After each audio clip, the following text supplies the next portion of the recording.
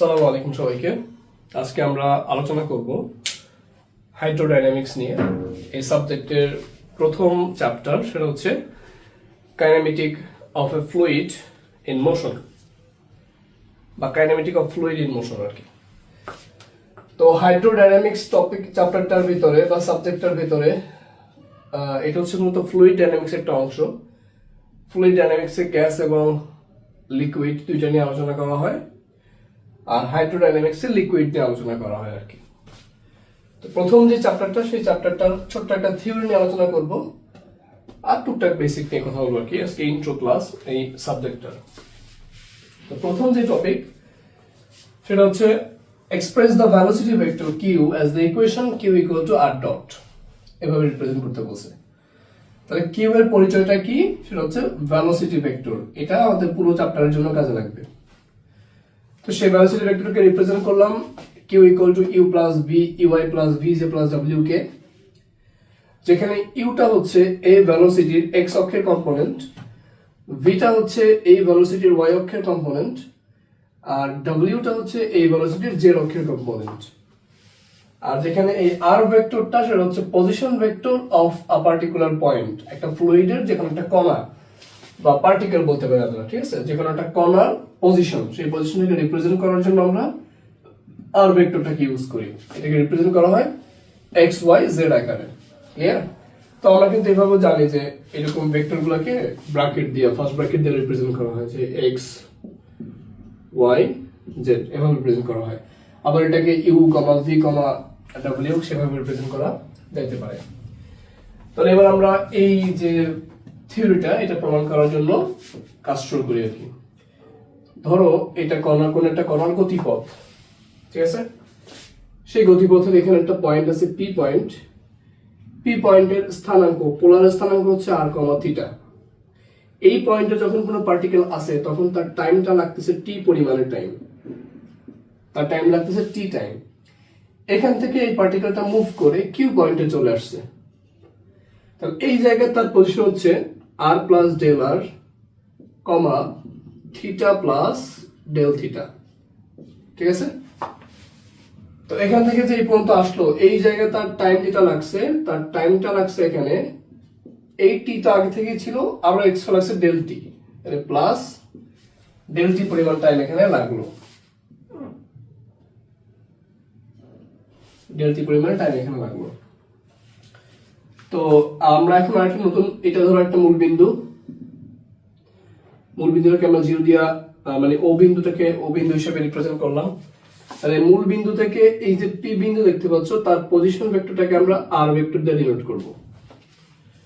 আর এখান থেকে ও থেকে কিউ পর্যন্ত যে ভেক্টরটা, সেই ভেক্টরটাকে আমরা আর প্লাস ডেল আর দিয়ে রিপ্রেজেন্ট করব। ক্লিয়ার? আর এই জায়গা থেকে যদি আমরা পি থেকে কিউ পর্যন্ত একটা রেখা টানি, এখানে একটা ভেক্টর হচ্ছে পি কিউ ভেক্টর।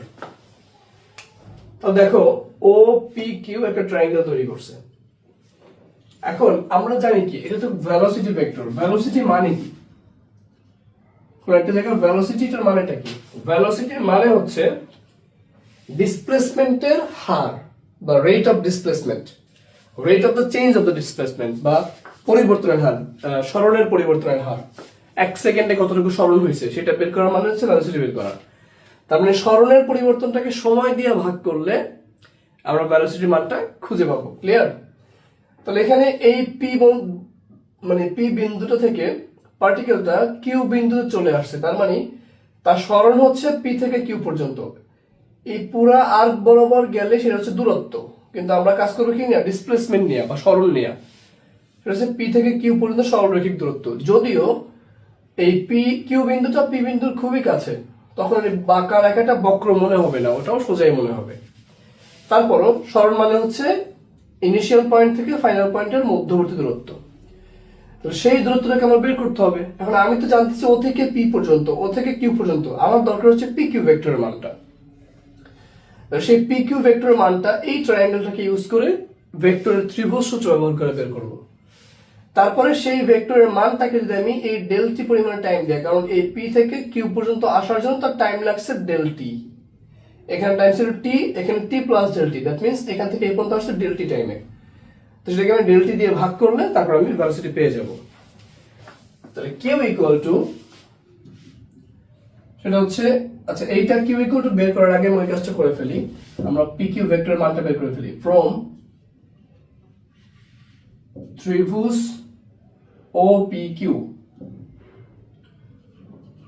ফ্রম ত্রিভুজ ও পি কিউ, ত্রিভুজ ও পি কিউ থেকে আমরা দেখতে পাচ্ছি এই ভেক্টরটা যে মুখী, এই ভেক্টরটা একই মুখী, তাহলে এই দুইটা ভেক্টর সামেশন এই ভেক্টরটা সমান। That means OP vector plus PQ vector equal to OQ vector। তো সুতরাং সেখান থেকে PQ vector মানটা ইজিলি বের করা যায়। PQ vector equal to OQ vector minus OP vector। OQ vector মান হচ্ছে এটা, তাহলে R plus del R, সেখান থেকে মাইনাস করব OP vector, সেটা হচ্ছে শুধু R এটা। তাহলে এখান থেকে বিয়োগ করলে del R টা থাকতেছে। তাহলে ভেলোসিটি মানে কি, we have velocity q, সেটা ইকুয়াল টু এই যে ডিসপ্লেসমেন্ট যেটা হইছে সেই ডিসপ্লেসমেন্টকে সময় দিয়ে ভাগ করব। সময়টা কত লাগছে, ডেল টি পরিমাণ টাইম লাগছে, সেই ডেল টি দিয়ে ভাগ করব, তাহলে ভেলোসিটি পাবো। কিন্তু এই ডেল টি এর মানটা কত, সময়টা কি অনেক বেশি নাকি একেবারে জিরোর কাছাকাছি, জিরোর কাছাকাছি, সেটা আমরা এখানে ইন্ট্রোডিউস করব। লিমিট ডেল টি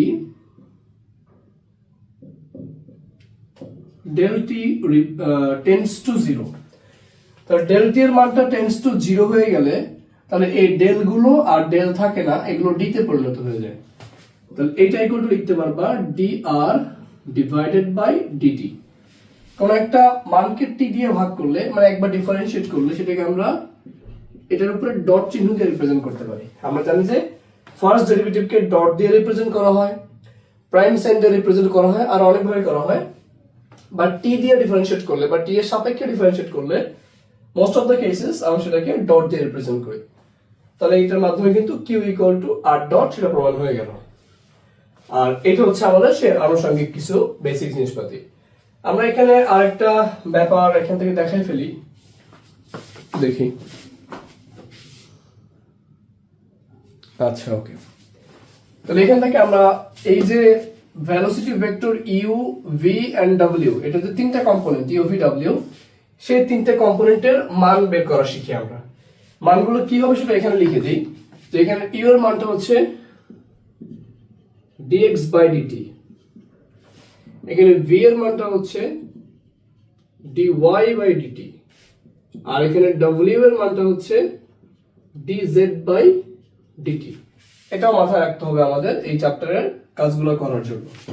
তাহলে এটা কিভাবে হয়েছে সেটা একটু দেখাই আমরা, এটা প্রুফটা দেখাই। দেখো আমরা দেখতে পাচ্ছি যে q vector equal to d r dt. তাহলে আমি এখানে লিখে ফেলি যে here q vector equal to d r by dt. কিউ ভেক্টরটা নরমাল ফরম্যাট কি, ইউ প্লাস ভি প্লাস ডব্লিউ, সেটা। তাহলে u i plus v j plus ডব্লিউ কে, এটা লিখলাম।